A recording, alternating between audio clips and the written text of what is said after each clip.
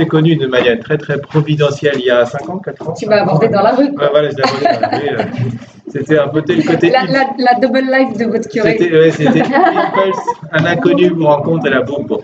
Donc, en fait, je sortais d'une librairie que je ne citerai pas. Et on rencontre un évêque que je ne citerai pas non plus. Et autour de lui, immédiatement, il y a 15 personnes parce qu'il est un petit peu connu. Puis il a l'art de mettre les gens en lien. Et donc, il me dit bonjour, comment tu vas? Et ensuite, il se tourne vers Nathalie. Il dit bah tiens, je te présente Nathalie Saraco. Elle est réalisatrice de films, elle présente des trucs. Et voilà, au revoir. Tout le monde s'est connu comme ça et ça a commencé comme ça. Et on s'est dit tous les deux, mais en fait, le cœur de l'avenir de l'Église, c'est la miséricorde divine. Et ça, c'est vrai, c'est quelque chose d'extraordinaire. Et Nathalie me dit, mais ça tombe bien, moi je tourne un film là-dessus. Donc voilà, donc elle a tourné un film là-dessus et maintenant donc ce film, c'est ça, La Menthe religieuse. Qui est sorti en 2014 et qui est resté 7 mois à l'affiche, juste sur bouche à oreille du public. Voilà. Le reste, c'est toi qui dis maintenant ce que tu es devenu. Eh ben, déjà, je suis hyper ravie d'être là avec vous. Je trouve ça génial, quoi. Je veux dire, de voir des Junes qui sont là, qui prennent dans leur temps, dans leur vie, pour être là pour le Seigneur. Et vous avez tout compris, en fait, parce que c'est ça le sens de la vie, le but de la vie. On ne se rend pas compte. On est tous happés, peu importe l'âge, hein. On est tous happés par nos activités, par nos trucs débordés. Alors voilà, on a tous de très bonnes raisons pour ne pas s'intéresser à Dieu ou pour ne pas avoir de temps disponible à donner à Dieu. Mais en fait, c'est Dieu. Notre vie n'a de sens sur terre que par rapport à Dieu. En gros, on est là pour lui dire « je t'aime » et pour lui dire qu'il est le plus beau. Parce que le Seigneur vit une histoire d'amour avec nous, ça il faut le savoir. Il ne faut pas intellectualiser Dieu. C'est pas quelque chose d'abstrait, c'est pas une idée, c'est pas des blablabla, c'est pas des récitations de prières. Il existe vraiment et il veut être aimé par nous à l'humaine, de manière simple, comme un homme a envie d'être aimé par son épouse pour ses beaux yeux et pas pour son compte en banque et tout ça, quoi. Le Seigneur, il veut une histoire d'amour avec nous. Il nous aime à la folie, comme un amoureux. Et il veut qu'on l'aime en retour. Et il n'y a pas d'amour sans preuve d'amour. Voilà. Et je vais tomber la veste. Bon, moi, il m'est arrivé. Donc voilà, je suis metteur en scène. Hein, j'ai 2 passions depuis toute petite. La première, ça a toujours été Dieu. Et la deuxième, le cinéma. Juste après le bac, j'ai commencé à faire des courts-métrages. Et donc, j'ai réalisé, écrit et coproduit 3 courts-métrages qui ont bien marché. Et là, je viens de réaliser mon premier long-métrage, donc, qui est La Menthe religieuse, qui est sorti en 2014, en salle de cinéma. Et alors, entre les deux, il s'est passé quelque chose de juste complètement dingue qui a bouleversé ma vie. C'est-à-dire que j'étais déjà petite, j'étais croyante, j'étais pratiquante, j'allais même à la messe le dimanche, et moi qui n'étais pas du matin, j'allais même avant les cours à la messe. Donc voilà, quoi, je veux dire, Dieu, ça m'a toujours interpellée, taraudée, voilà, cet absolu dans l'amour, dans la pureté, dans la justice. Quand j'en ai entendu parler, j'ai palpité, quoi, pour lui, voilà. Mais j'étais en recherche, je l'aimais, mais je l'aimais de manière un peu intellectuelle. Un peu aussi, vous savez, la tradition, les parents, tout ça, on est un peu entraîné quand on est ado, et puis voilà. Et en fait, il s'est passé la chose suivante, extraordinaire, en fait. En gros, le plus beau jour de ma vie après mon baptême, ça a été le jour où j'ai failli crever. Mais avec Dieu, c'est toujours rock'n'roll. Avec Dieu, c'est toujours space, quoi. Il a des drôles de façons, quand même. Il est très créatif et original. Donc, il y a de ça quelques années, j'étais déjà en préparation, et là, je sortais du casting avec un producteur hyper connu, qui est le producteur d'Almodovar, de David Lynch, donc un gros producteur à l'international. Et j'étais en prépa pas du tout de ce film-là, La Menthe religieuse, d'un autre film, qui était un film, une belle histoire d'amour passionnée, genre Roméo et Juliette, mais voilà, un film qui était passe-partout, qui n'était pas particulièrement chrétien. Bon. Et donc, je sortais de ce rendez-vous, je sais pas, imaginez-vous, une jeune réalisatrice qui trouve un producteur, qui est un super producteur. Il y avait Pathé qui était intéressé, donc grosse machine de guerre, intéressée pour distribuer le film. Je sors d'une réunion où on était là à réfléchir sur le casting. Je retrouve une pote, je lui dis, ma petite cocotte, viens, on va faire la fête, on va fêter ce truc de dingue, quoi, mon premier long métrage avec ce super prod et tout. On va aller faire la fête en Normandie. Donc, je rentre dans sa voiture. Ok, donc youpi. Alors, il faut savoir qu'au passage, cette copine n'avait absolument pas la foi. Voilà, elle était plutôt genre contre Dieu, contre l'esprit unique où on nous dit par exemple s'il y avait un Dieu, il n'y aurait pas tous ces malheurs, toute cette souffrance. Sauf que en fait, on oublie de dire que Dieu n'est pas tout seul et que le diable, ça fait moyenâgeux, ça fait tout ce que tu veux, mais n'empêche qu'il existe et c'est lui qui nous envoie les galères, les souffrances, les horreurs, les morts. Et Dieu, il est l'absolu dans l'amour, dans l'amour, dans la vérité, dans la justice. Il n'est pas une chose et son contraire. C'est pas lui qui nous envoie les galères, les morts, les épreuves. Ça, il faut vraiment que vous le sachiez. Parce que je fais une parenthèse, mais franchement, c'est pas du luxe. Vous êtes au début de votre vie et c'est vachement important de savoir que Dieu nous aime à la folie, tous comme nous sommes. Et que quand on pleure, il pleure avec nous. Il n'est pas là en train de se tourner les pouces ou il a disparu. Simplement, c'est une lutte. Vous savez, comme la guerre des étoiles avec Dark Vador, les méchants et les gentils, c'est une lutte entre le bien et le mal. Ça, il faut le savoir. Que Dieu nous aime et qu'il pleure quand on pleure. Voilà. Et alors donc, je me retrouve avec cette copine. Donc, chaque fois que je me retrouvais seule avec elle, qui n'avait pas la foi, je me faisais un petit plaisir. Elle se transformait en fait en martyr quelque part parce que comme j'étais enfermée dans une voiture avec elle, je faisais exprès de lui parler de Dieu. Elle ne pouvait pas m'échapper. Donc, voilà. Et alors, ce qui s'est passé, c'est vraiment un truc complètement de ouf, quoi. On était donc sur l'autoroute à 130. En train de doubler un camion. Et à ce moment précis, donc moi j'étais passagère, elle conduisait donc à gauche. Et donc à ce moment précis, je me tourne vers elle et je lui dis, écoute, n'attends pas d'être trop vieille ou d'être crevée pour t'intéresser à Dieu. Après, ça sera trop tard. C'est maintenant que tout se passe. Et je continue et je lui dis, qui te dit qu'aujourd'hui, ce n'est pas le dernier jour de ta vie ? Mais texto, quoi. Je termine de lui dire ça et je vois la nana qui d'un coup fait comme ça. Alors je me tourne et qu'est-ce que je vois ? Juste, en fait, le camion, il s'est mangé une voiture, une super Renault Espace. Et en fait, il nous a propulsés au moment où on le doublait. Donc imaginez, on est à 130, genre bien tassé, la troisième voie de gauche de l'autoroute et tout. Et donc, en fait, on s'est pris au moment où on dépassait le camion. En fait, la voiture avec laquelle il a eu un accrochage, il nous l'a balancé comme, je sais pas moi, genre le stylo, boum. Cette voiture qui est venue se tanker juste derrière moi, quoi, dans mon dos. Et alors donc là, imaginez la vitesse. Donc on a la voiture, elle a failli comme dans les James Bond, elle a failli se retrouver sur deux roues, machin. De l'autre côté, on s'est explosé de partout et on a terminé notre course encastrée, donc prisonnières toutes les deux de la tôle dans la voiture. Hein. Sur le côté gauche, on a été retenus par la glissière de sécurité parce qu'on a failli passer de l'autre côté en plus. Et donc voilà, et on s'est retrouvés complètement. Donc imaginez la voiture qui était juste en lambeaux et il y avait explosé et il n'y avait que notre petit habitacle à nous, les deux nanas, de préserver. Incroyable. Et alors là, quand même, au passage, ma copine qui faisait la grande gueule et tout, je m'en fous de Dieu, blabla, le premier truc qu'elle m'a dit, avec la panique de l'accident, elle était sonnée aussi. C'est moi qui ai le plus reçu, mais elle était sonnée clairement. Et donc, elle m'a dit, Nathalie, c'est quoi tes prières? Viens, on prie. Parce que là, voilà quoi. Et en fait, il s'est passé la chose suivante. Donc, c'est ça vraiment qui a bouleversé ma vie, qui fait que je suis là aujourd'hui, que hier j'étais en Bretagne, que je fais une espèce de marathon de témoignages et tout, par rapport à ce qui m'est arrivé.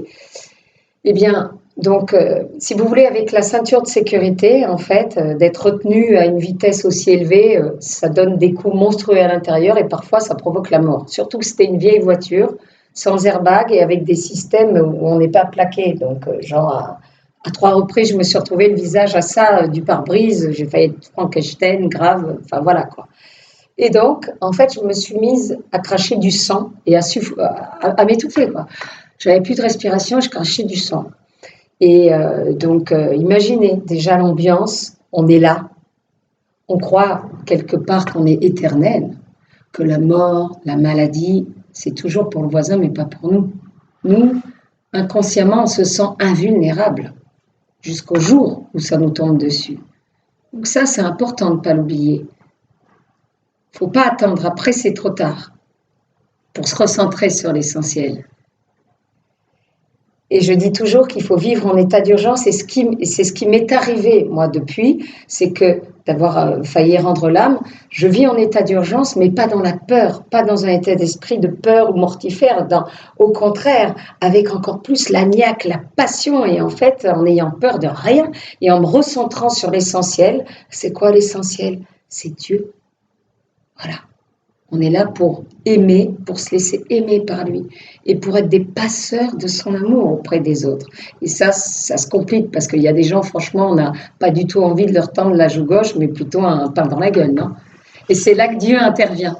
C'est là que Dieu intervient. C'est là que lui, il nous apprend à aimer, non pas comme nous, de notre manière, humaine, limitée, mais sans limite, qui que ce soit. Et donc, je me retrouve dans cette voiture en train de cracher le sang, de m'étouffer. Et donc, j'ai vécu une expérience incroyable. Donc là, ce que je vous raconte, là maintenant, j'étais déjà, j'avais tout le kit de réanimation, j'étais transformée en Robocop, les pompiers étaient arrivés. Et en fait, ils m'avaient foutu des minerves de partout, un truc pour respirer. Et ils étaient en train, on ne pouvait pas nous sortir de la voiture, donc ils étaient en train de découper la voiture en morceaux par le pare-brise pour nous en extraire, ma copine et moi.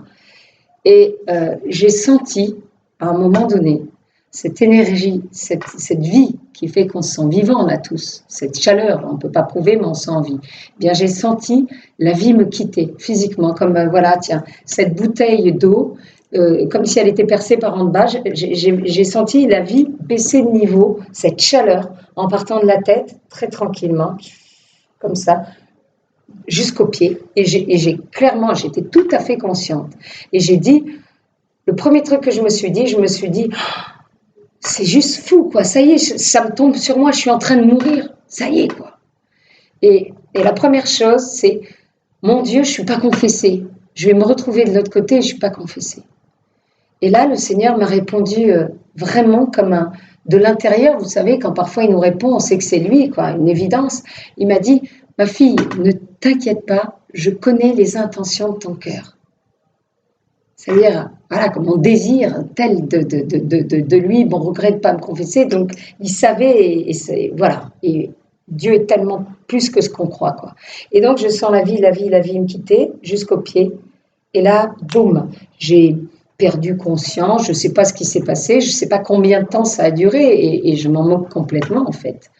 Je me suis retrouvée dans un endroit inqualifiable pour nous, un endroit au-delà de tous nos codes humains, vous savez, avec l'espace-temps, le décor, tout ça. Je me suis retrouvée vraiment à une distance encore plus proche que le Père, là, à même pas 50 centimètres de notre Seigneur Jésus-Christ, du Sacré-Cœur de Jésus. Et si vous voulez, en tant que croyante, me retrouver face à Jésus, j'étais pas surprise, puisque je croyais déjà à l'époque. Mal, je l'aimais mal, mais je l'aimais quand même et je croyais en lui. Eh bien, là où j'ai été juste scotchée, c'est que je me suis retrouvée face à Jésus, donc, qui était en train de pleurer à chaudes larmes, de verser des larmes horribles, de pleurer genre comme un gosse qui aurait vu sa maman découpée en morceaux devant lui, quoi, vraiment un concentré de souffrance, une horreur. Jésus, comme ça, qui pleure, et qui me désigne, il me montrait avec sa main son cœur, donc il y avait son cœur sorti de la poitrine, le cœur rouge, avec une couronne d'épines, et son cœur qui versait comme des larmes de sang, des gouttes de sang, mais c'était des larmes de sang, quoi, de souffrance extrême, comme lui-même. Et en fait, c'est un truc d'abominable. Cette souffrance, elle est indescriptible, tellement elle était horrible. Et il voulait que je ressente sa souffrance. Et moi, je veux dire, même si on a la foi, même si, voilà, quand on meurt, c'est quand même, on a quand même un petit flip, quoi, quand même, parce que c'est un petit changement d'habitude, c'est quand même l'inconnu. Et bien là, devant sa souffrance, en fait, je me suis complètement oubliée. J'ai oublié mes peurs, j'ai oublié mes bon sang, j'ai pas dit au revoir à ceux que j'aimais, tout ça. J'étais complètement débordée par sa souffrance et je lui ai dit, en voyant souffrir le martyr comme ça m'a juste brisé le cœur à moi de le voir, quoi, comme ça souffrir. Et j'ai dit, on s'est parlé comme par télépathie. J'ai dit, Seigneur, pourquoi tu pleures? Et là, il a répondu à nous tous, mes frères. Il a répondu à vous, à moi, à nous tous le jour humain. Il a dit, je pleure parce que vous êtes mes enfants chéris, que j'ai donné ma vie pour vous, que je ne sais plus quoi faire pour vous. Et qu'en échange, je n'ai que froideur, mépris et indifférence. Je pleure parce qu'il n'y a rien de pire que d'être rejeté par ce qu'on aime. Vous voyez? Un peu comme une maman, un papa qui aurait donné sa vie pour ses gamins et qui se ferait cracher sur la gueule, qui se ferait renier. Je veux dire, plus on aime la personne, plus elle nous rejette, plus on souffre, quoi. Et donc, Jésus-Christ m'a fait sentir physiquement, à ce moment précis, il m'a fait sentir physiquement son amour fou pour nous tous, qui que nous soyons. Vous savez, on lit dans les textes, on chante, voilà, dans les chants, à l'église, tout ce que tu veux, on chante l'amour insondable de Dieu, sa miséricorde, son amour, on le chante.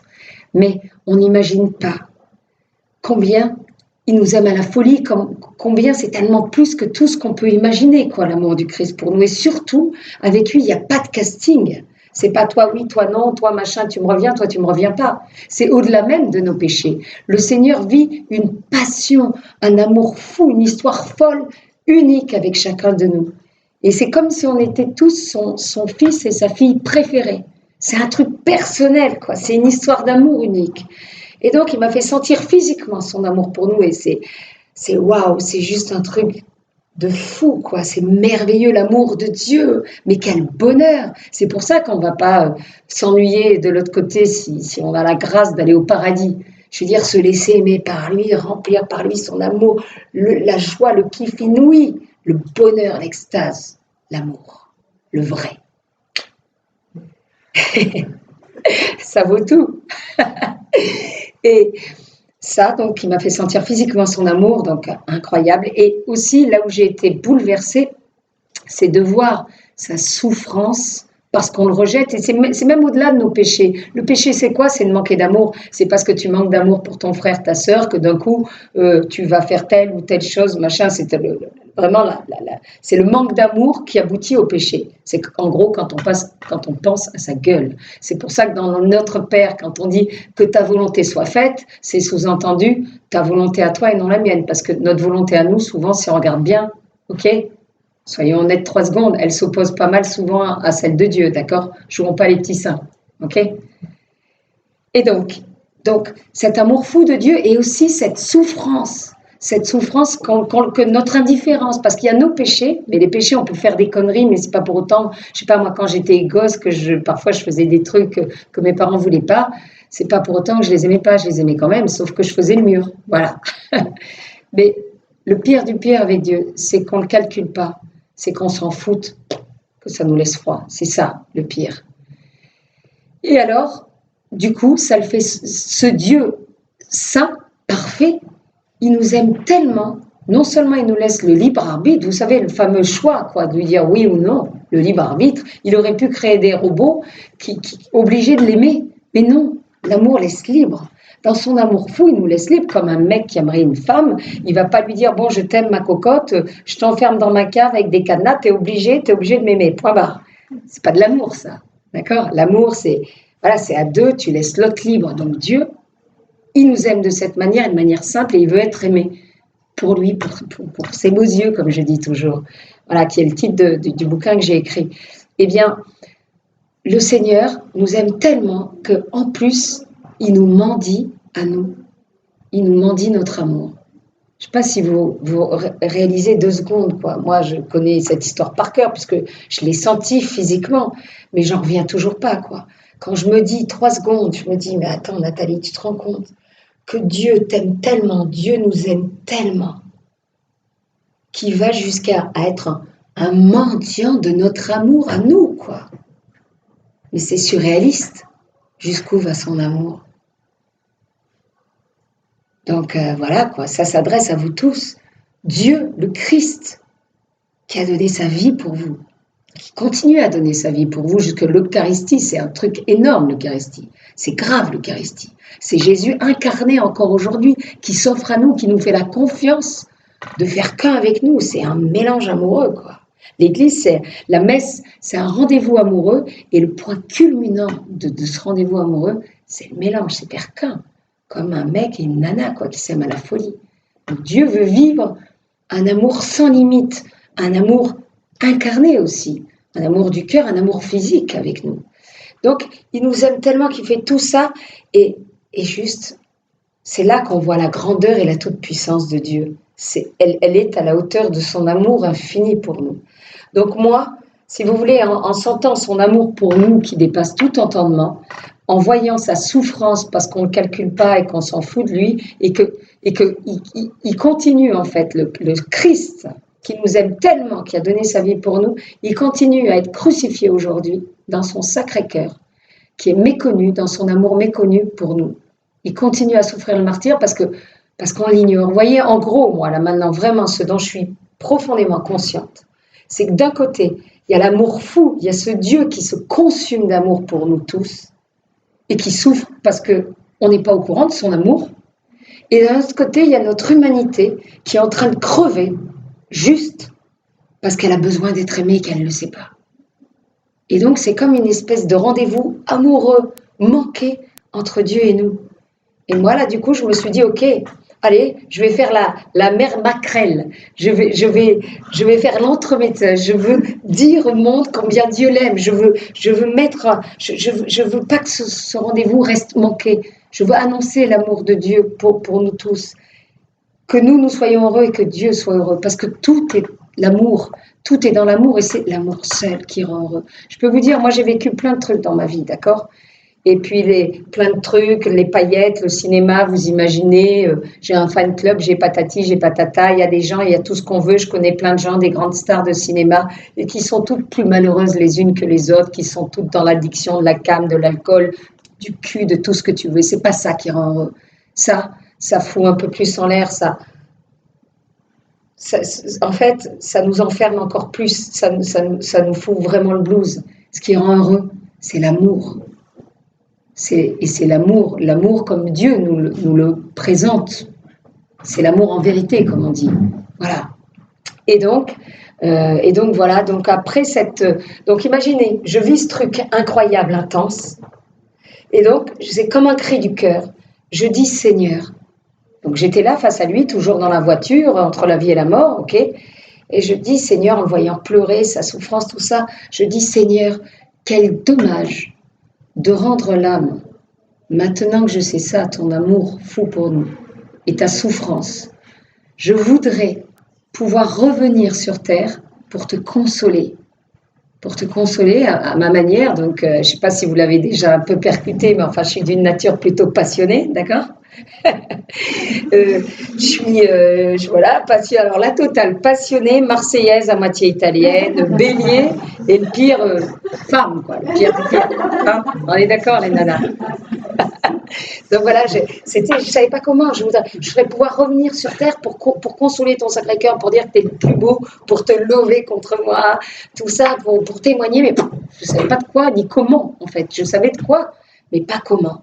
Mais c'était un cri du cœur, parce que pour moi, je n'étais pas dans le deal avec Dieu, genre, allez, fais-moi revenir, je vais faire ci, je vais faire ça. Non, c'était un cri du cœur, quel dommage de crever, parce que je voudrais... Parce que là, vraiment, tu te dis, tu regrettes, quoi.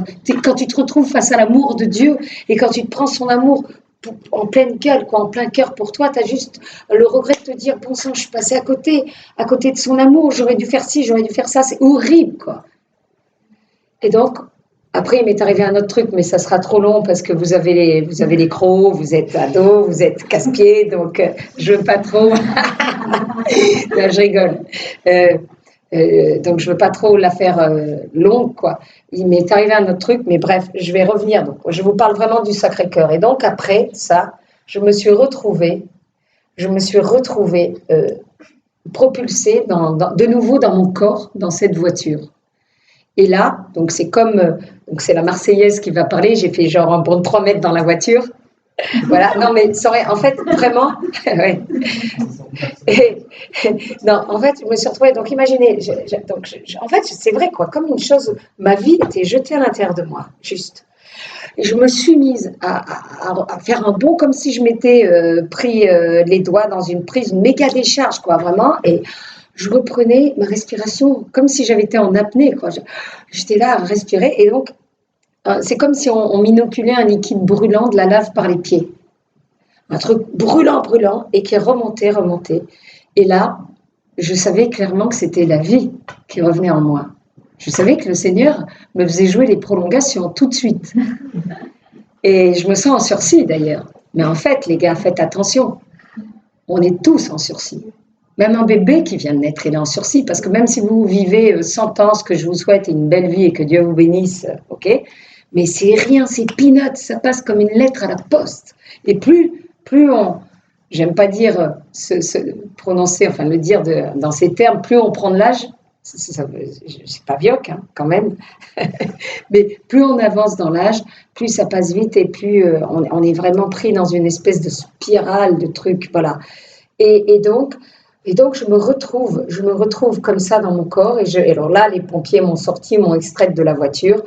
Et je savais, après ils m'ont emmené au SAMU, au machin, donc tout le monde pensait que j'avais une hémorragie interne et que j'étais vraiment, et en plus c'était trop tard pour m'opérer, parce qu'entre le moment où j'ai eu l'accident et au moment où j'ai eu l'accident, imaginez, à 16h, genre 25, d'accord, l'après-midi, et quand je suis arrivée aux urgences de l'hôpital, il était 21h, 21h35, donc vous imaginez, une hémorragie interne, ça s'opère dans les 2 heures, sinon c'est foutu, tu crèves, vraiment.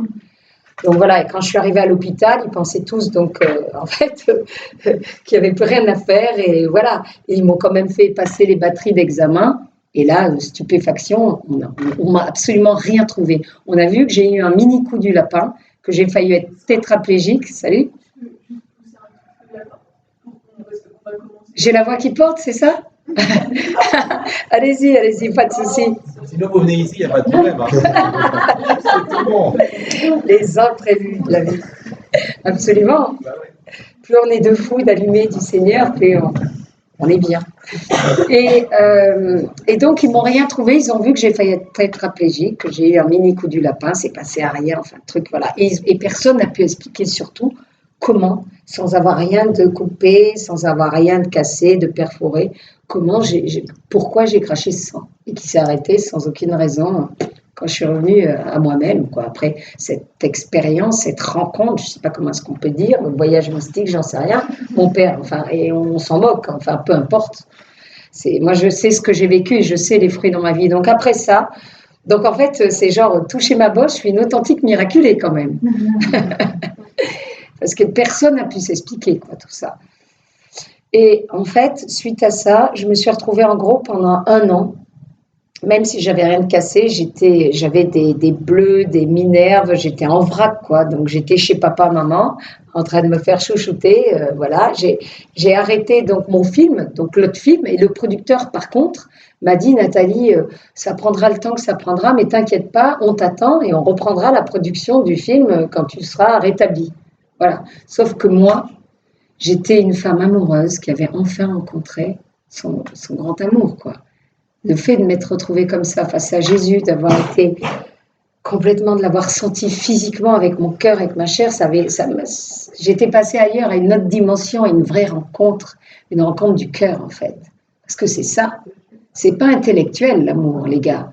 Je sais pas si vous avez déjà été amoureux, mais franchement, c'est pas intellectuel, quoi. Ah, on est là comme un couillon, on a le cœur à 300, on se sent défaillir, c'est un bonheur extrême. Donc, je suis passée à cet état-là avec le Seigneur, d'accord ? Et je vous la souhaite à fond, cette rencontre, parce que c'est que du bonheur. Et je peux vous dire au passage, je ne suis pas une fille qui vit une vie, je veux dire, classique, machin. J'adore m'éclater, j'adore bouffer, j'aime bien picoler, j'adore danser, j'aime la fête et tout, mais j'aime Dieu par-dessus tout. Et j'ai envie de Dieu dans tout ça. Et ça, c'est un bonheur extrême. Voilà. Dieu, quand on est malheureux, il est avec nous. Il nous aide à porter nos galères. Donc, du coup, on souffre moins. Et quand on est heureux, il transfigure encore plus notre joie, quoi. C'est du bonheur, voilà. Et vous voyez, avant cette rencontre, quand même, avec le cœur de Jésus, j'étais plutôt une caricature d'artiste, donc hypersensible. J'étais pas très en paix. Et là, il m'a apporté une joie, une quiétude. Et franchement, j'ai peur de rien, quoi. Je suis heureuse. Et j'ose, et c'est ce qui m'est arrivé d'ailleurs, parce qu'après cette rencontre, j'étais là en prière du matin, enfin beaucoup la prière, et ça c'est vraiment un truc que je veux vraiment insister sur 3 points, quoi. La prière, parce que entre la petite Nathalie qui a eu cet accident il y a 8 ans, d'accord, et aujourd'hui en fait j'ai cheminé, et j'ai cheminé comment? Grâce à la prière. Je sais que ça peut être casse-pied la prière.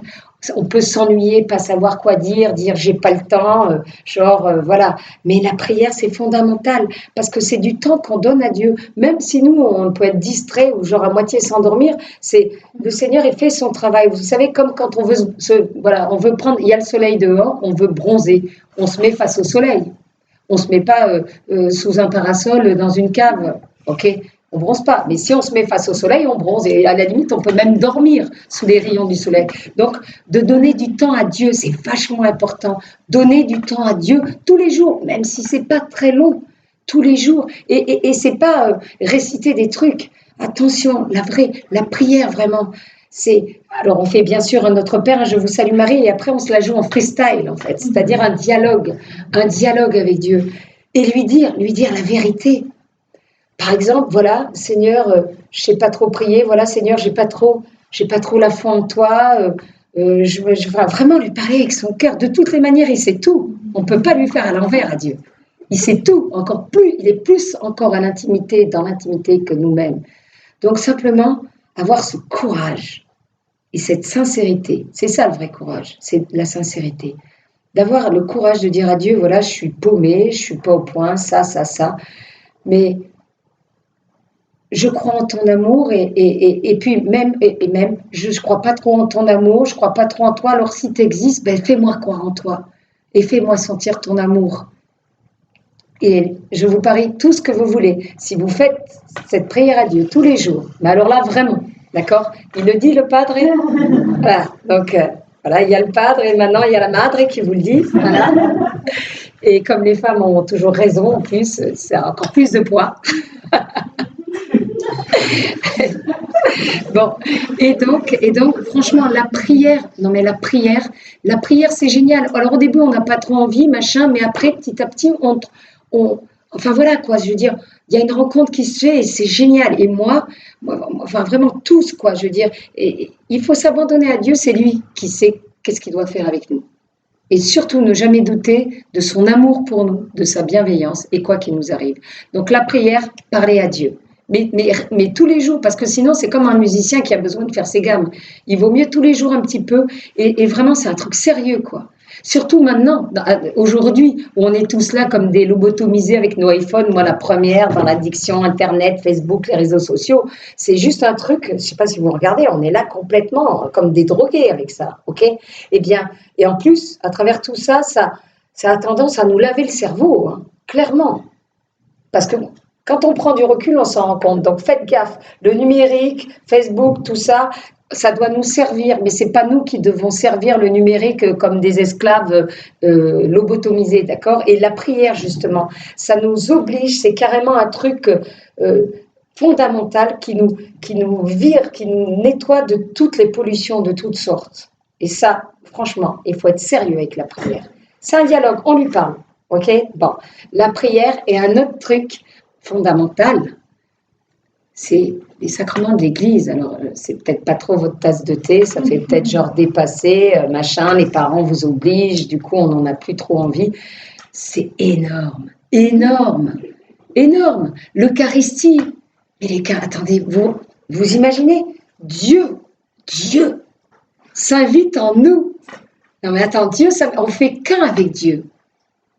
On fait qu'un avec Dieu. Et il fait un travail monstrueux en nous. L'Eucharistie, c'est le médicament. En fait, on ne sait pas aimer, on n'est pas au point. Et l'Eucharistie, c'est une espèce de chimio. Vous savez, la chimio, quand les gens ils sont malades, machin, c'est une espèce de chimio de l'âme. Ça fait un travail de dingue. Mais attention aussi, ça veut dire qu'on n'invite pas n'importe qui à venir dans nous quand on communie. C'est carrément Dieu. Enfin, je ne sais pas, moi par exemple, ok, je suis bordélique. Voilà. Quand j'invite un pote chez moi, que je lui fais à manger, je range, je fais soi-disant beau, je plante tout, machin, pour que tout soit beau, d'accord? Et c'est juste un poteau. Là, c'est Dieu qu'on invite en nous. Mais attendez, on va d'un coup se présenter avec la boue de nos péchés, de nos conneries, de nos trucs panettes, là. Mais attends, c'est là qu'il faut se confesser. La confession, c'est pas du tout un truc has-been de vieux. Parce que c'est là aussi que comment consoler ce Seigneur, son cœur qui souffre parce qu'il est rejeté et méprisé par le 3/4 des gens, d'accord? C'est en lui disant, je crois en toi, je t'aime, je crois que par ta croix tu nous laves de nos péchés. Or, quand on va se confesser, ça veut dire à Dieu, je t'aime, je crois en toi, je crois vraiment que tu n'as pas donné ton sang pour rien et que c'est ton sang qui me nettoie de mes péchés. La confession, c'est hyper important. Mais ce n'est pas hyper important comme un truc à accomplir comme des benets ou des robots. C'est une expérience et c'est une grande joie, moi je peux vous dire. Et souvent d'ailleurs, parfois j'ai pas envie de me confesser. Attends, puis c'est pas simple, tu vas raconter tes trucs, même si c'est un saint prêtre comme notre cher prêtre qui est là, on lui fait un peu de pub au passage. Père Olivier Human, viens, montre-toi, viens, toi aussi t'as pas de pubé. Regarde, il nous fait là, ils sont timides. Bon. Mais quoi qu'il en soit, c'est quand même un bonhomme, c'est quand même un... Voilà, et tu te dis, attends, je vais raconter mes salades à un mec, mais il faut savoir que c'est pas n'importe quel mec, parce qu'il est consacré par Dieu. Et qui, du coup, au-delà de tout, il a un truc spécial. Et en fait, quand on se confesse, c'est au Christ. C'est au Christ, il faut faire abstraction du prêtre, et c'est vraiment à lui, quoi. On lui dit, voilà. Et ça, c'est un bonheur inouï, on le console. De dire, je crois que par ta croix, par ton sang, tu me nettoies de mes saloperies. Et du coup, purée, c'est une grande joie, quoi. C'est une espèce de bonheur, quoi, de bonheur, la confession, l'Eucharistie. En plus, mais franchement, on ressort de là, parfois on n'a pas envie d'y aller, et parfois, justement, je dis, ça m'est arrivé, le premier truc de dire en confession au curé, voilà mon père, je m'accuse, donc mon premier péché, je m'accuse de ne pas avoir envie de me confesser. Mais c'est cash, mais c'est ça que Dieu veut. C'est pas qu'on raconte des trucs, machin, c'est la vérité. Et il nous aime, et il faut pas se juger. Attention, il faut oser reconnaître ce qui cloche dans notre vie. Ça, c'est fondamental. Parce que sinon, voilà, quoi, on est dans l'autosatisfaction et puis on n'évolue pas. La base de l'évolution pour tout, c'est la remise en question. Donc il faut prier vraiment notre Seigneur, prier l'Esprit Saint. Et la Vierge Marie aussi, je veux vous dire un mot sur la Vierge Marie. Donc, priez notre Seigneur de nous éclairer sur nous-mêmes et de nous donner le courage de nous affronter, de nous voir comme nous sommes, parce que c'est hyper difficile. Il faut savoir qu'on est les premiers à se raconter des salades.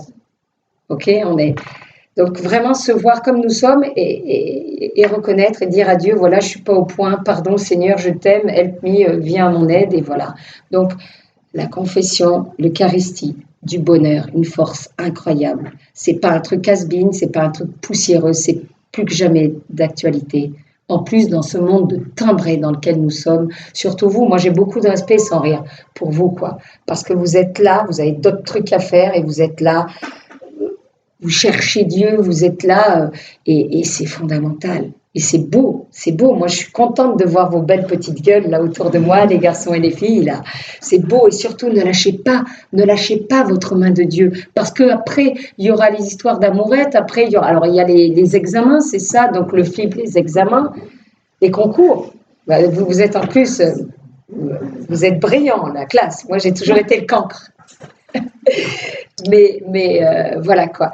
Et donc il y a les examens. Après il y aura les fiançailles, le mariage, après le premier bébé, après les flips du travail, du poste, enfin tout sera là tout au cours de votre vie pour finalement vous pousser à vous éloigner de Dieu, à vous détacher, à l'oublier, à le mettre de côté, à plus avoir le temps de Dieu. Et ça il faut pas. Il faut pas. Regardez, moi j'ai failli crever alors que je suis en parfaite santé. J'étais là sur la prépa de mon film avec le producteur d'Almodovar, d'accord? Et d'un coup, bam, j'ai failli crever, quoi. Donc il faut toujours être attentif. On ne connaît pas. Vous connaissez l'heure où vous serez rappelé? On ne connaît pas. Mais ce n'est pas pour être dans la peur, c'est être au contraire dans une vraie performance. La performance de se laisser aimer par Dieu comme on est et de l'aimer en retour. Et ça, après, tu es dans la joie. Mais il faut toujours, quoi qu'il se passe, ne jamais lâcher sa main de celle du Seigneur. Donc voilà, je vous ai parlé de la prière qui est hyper importante, tous les jours, même un petit peu. Et si vous pouvez en plus lire de temps en temps l'Évangile, c'est super important parce qu'au moins, vous savez ce qu'il en est, quoi. Parce que là, c'est pas des gens qui parlent, qui vous racontent ci ou ça. C'est Jésus-Christ. Il a dit des choses, tout est marqué dans l'Évangile. Moi, quand j'ai le fait de, alors que je connais l'Évangile par cœur, d'accord, mais en fait, c'est la parole de Dieu. Donc, à chaque fois que je lis l'Évangile, je découvre des trucs différents. Et puis, ça me recentre. C'est vachement important, ça aussi.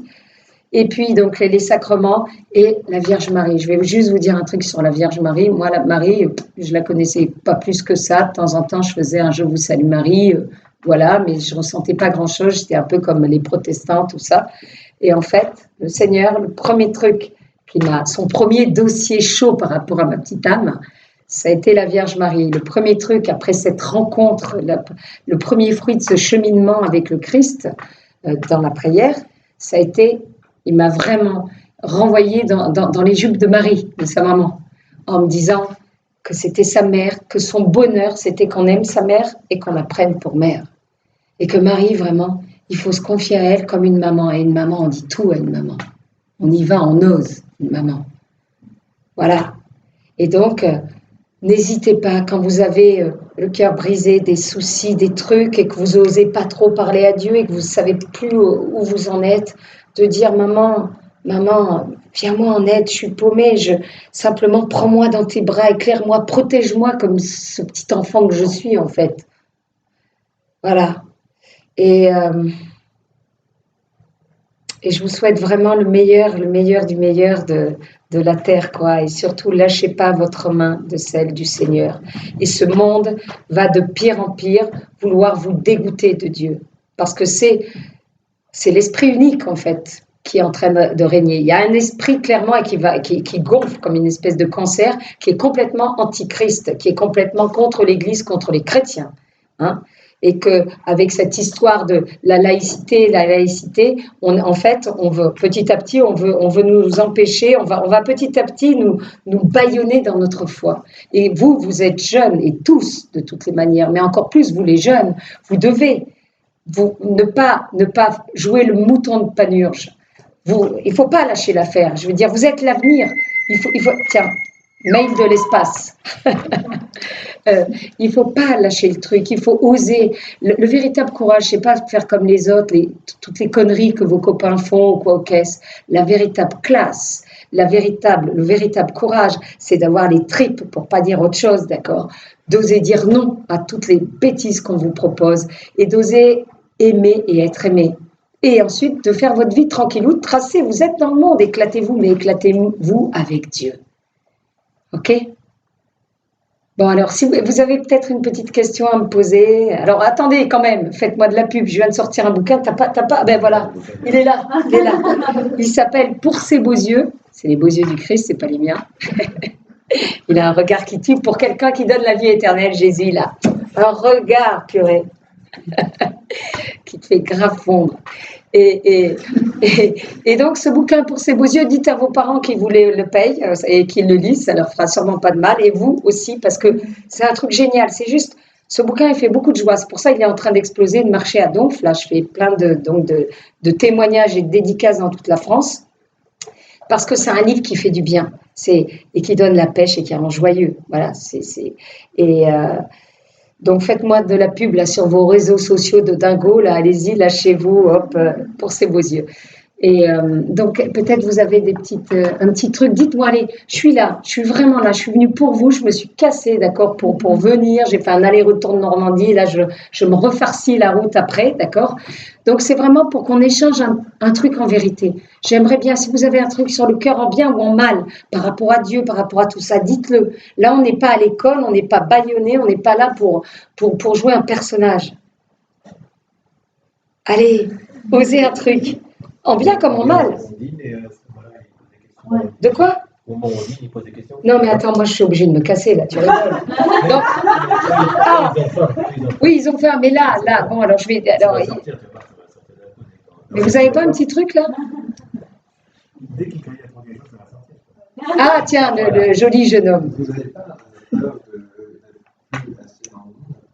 C'est-à-dire quand vous voyez comme ça la chose, par exemple, pensez que c'est possible de se marier, quand vous regardez Christ, finalement de re-rentrer dans le monde. Mais tu sais que c'est une très bonne question que tu poses en fait. Et c'est marrant, je ne m'étais pas posé cette question, mais en fait, non, pas du tout. Pas du tout, parce que tu comprends, le Seigneur lui-même, Dieu, s'est incarné. Il était pleinement dans le monde, Jésus. Tu le vois, d'ailleurs, dans l'Évangile, il y a des gens qui le traitaient de pochetron parce qu'il prenait du pinard, d'autres de glouton parce qu'il bouffait, enfin, tout ça, quoi, tu vois. Il était vraiment incarné, il était... il ne faut pas se dire que d'avoir la foi en Dieu et d'oser vivre une histoire d'amour avec Dieu, ça va. En gros, tu n'as qu'une voie de garage, c'est être bonne sœur au curé. Voilà. C'est pas que c'est pas bien d'être bonne sœur au curé, c'est extraordinaire et merci parce qu'on ne se rend pas compte. Ils offrent leur vie pour Dieu et pour nous. Et franchement, que Dieu les bénisse, quoi. C'est pas simple pour eux. Et donc, mais non, regarde, moi, bon, j'ai pas encore rencontré l'homme de ma vie, mais je prie Dieu et si vous pouvez prier pour moi, tu vois, moi je rêve d'être amoureuse, de vivre une grande passion éperdue et tout, j'aimerais avoir un enfant, enfin tout ça. Je veux dire, ça te sort pas du monde, ça te met pleinement dans le monde, le fait d'avoir la foi et d'oser avoir la foi et de faire son coming out de chrétien, tu vois. Eh bien, ça te met pas dans un globe genre d'une vie où tu as le droit de rien faire ou sous globe, tu vois. Non, c'est au contraire. Moi, finalement, j'ai jamais été autant vivante, incarnée. J'ai jamais autant eu la niaque que maintenant avec cette rencontre. Et je suis une femme heureuse. Tu comprends? Quand tu es amoureux, tu as la banane. Tu es amoureux. Et tellement que les autres te disent, attends, présente-la-moi, ta meuf, ou toi, le copain, machin, tu vois. Eh bien, moi, je suis une femme amoureuse, mais je suis une femme en même temps pleinement incarnée. Je veux absolument pas être bonne sœur, que Dieu m'en préserve. Si c'est sa volonté, purée, que Dieu m'en préserve. J'ai pas la vocation aussi. Tu vois ce que je veux dire? Mais... non, j'ai pas la vocation. Si je l'avais, alléluia, parce que c'est merveilleux. Tu rentres, il sort. Je suis très un boxon, je dirais, c'est clair. D'ailleurs, et juste un truc hyper marrant. Des sœurs, je suis amie avec un monastère de bonnes sœurs en bas de chez moi, là en Normandie, et j'avais une question. Je me disais, attends, c'est quoi? Donc c'était avant de faire mon premier long métrage et tout ça. Je me posais des questions en disant, voilà, je crois que ma vocation, c'est de faire des films et tout ça, et puis d'être une chrétienne, donc qui a sa petite vie tranquille, mais peut-être que le Seigneur a d'autres vues sur moi. Et du coup, j'ai fait une neuvaine. Ça, c'est quand même gaguesque, mais ça s'est vraiment passé comme ça. J'ai fait une neuvaine à la Vierge Marie en disant, Marie, dis à ton fils, t'es la mieux placée, demande-lui, pose-lui la question pour moi, est-ce que c'est sa volonté que je sois metteur en scène dans le monde, une femme, voilà, avec une vie normale, ou est-ce qu'il a d'autres vues sur moi? Est-ce que par malheur, il voudrait que je sois bonne sœur? Et alors, attends, écoute. Non, mais écoute, ça s'est vraiment passé comme ça. Attends, petit quand même, petit détail au passage, quand j'ai fait cette prière, parce que les intermittents du spectacle, les metteurs en scène, tout ça, tu travailles beaucoup, après tu fais plus rien. Et tu es tout le temps fauché, quoi, plus ou moins. Et donc là, ça faisait depuis bien 2-3 ans que je ne foutais plus rien. Et c'est pour ça que je commençais à me poser des questions. Et donc, écoutez bien, le dernier jour de cette neuvaine, le 9e jour, donc je fais mon signe de croix pour demander si c'est la volonté de Dieu que je fasse des films ou pas, ou autre chose d'horrible. Eh bien, mon portable sonne, je décroche, j'entends une petite voix au téléphone qui me dit « Bonjour », une voix de mec, mais très fluette. « Bonjour, je voudrais parler à Nathalie Saraco. » Je dis « Oui, c'est moi. » Et là, le mec, d'un coup, il exulte, par grosse voix, comme si j'avais gagné le gros lot au loto. Il me dit: bonjour, Nathalie Saraco, ici l'émission Le Jour du Seigneur. Et il me dit, j'étais dingue. Et il me dit: voilà, on a vu votre court-métrage, parce que j'ai fait 3 courts-métrages avant mon métrage. Il m'a dit: on vient de voir votre court-métrage, il était une fois FOI. On aime beaucoup, on voudrait vous faire la commande d'un autre court-métrage pour nous, machin. Et c'était tellement énorme, comme clin d'œil. Vous imaginez, je termine la prière, je foutais plus rien, j'intéressais plus personne. D'un coup, le portable sonne, on me fait une commande d'un film. J'ai cru que c'était une blague que me faisait un copain. Alors du coup, j'ai pris une voix de garce au téléphone. J'étais là: oui, mon chéri, je t'ai reconnu. J'étais là dans le sous et tout. Et d'un coup, le mec, je voyais que il se liquéfiait, quoi. Et à un moment donné, j'ai dit: attends, c'est pas possible. Et j'ai compris que c'était vrai. Et voilà, quoi. Et c'était tellement énorme. Et une fois, et du coup, j'ai fait le film. Et c'est ça qui a relancé ma carrière de metteur en scène et scénariste.